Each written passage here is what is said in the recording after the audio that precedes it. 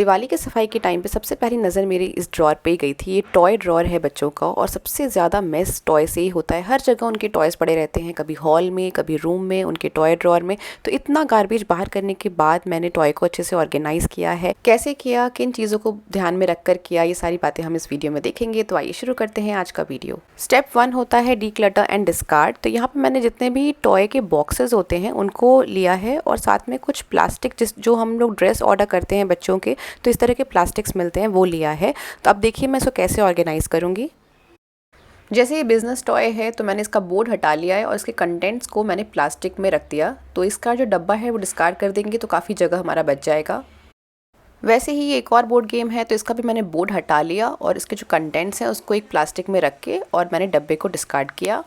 वैसे ही ये chess toy है तो चेस टॉय का भी बोर्ड हटाकर और उसके जो भी पॉन्स थे उनको मैंने अलग प्लास्टिक में रख दिया और डब्बे को मैंने फेंक दिया है। तो आप देख सकते हैं यहाँ पे कि कितने सारे डब्बे मेरे पास जमा हो गए हैं। अब इस डब्बे में सारे पजल्स रखे हुए थे तो हमने पजल्स को बैठ के सॉर्ट किया। मैंने अपने बच्चे को भी इसमें एंगेज कर दिया। तो वेजिटेबल और फ्रूट्स के पजल अलग, एनिमल्स के पजल अलग और ऑपोजिट्स के पजल अलग, 3 पैकेट करके हमने बना दिया। तो आप देख सकते हैं कि यहाँ पे सारे डब्बों को मैं डिस्कार्ड करूँगी और उनकी जगह पे सिर्फ इतने से टॉय मुझे रखने हैं। अब ये मेरे पास एक पुराना किचन सेट का डब्बा पड़ा हुआ था। इस डब्बे में मैंने प्लेडो भर के रख दिया। सारा जितने भी प्लेडो के छोटे छोटे डब्बे थे वो सारा एक साथ कर दिया है। उसके बाद ये एक बैग था मेरे पास पड़ा हुआ, पोटली बैग है, इसमें मैंने सारे ब्लॉक्स को भर दिया है।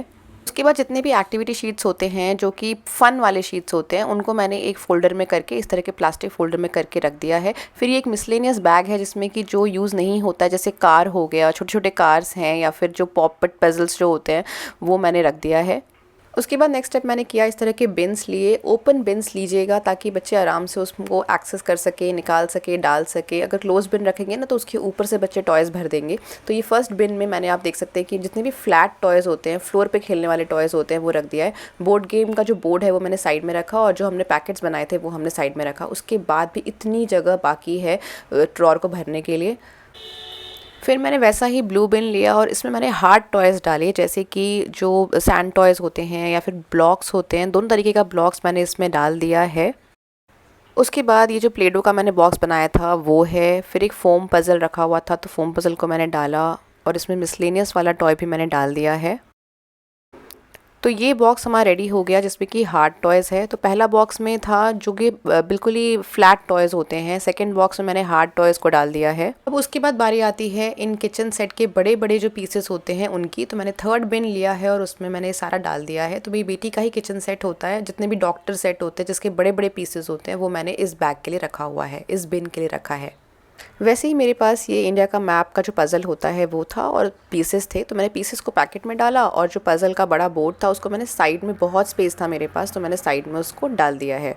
फिर ये कुछ डोमिनोज़ वाले टॉय थे तो ये मैंने ऑलरेडी एक बॉक्स में करके रखा हुआ था, पर इसको मैंने प्लास्टिक में किया ताकि मेरा स्पेस सेविंग हो जाए और उसको प्लास्टिक में भर के आराम से वो मेरे बिन्स में आ गया।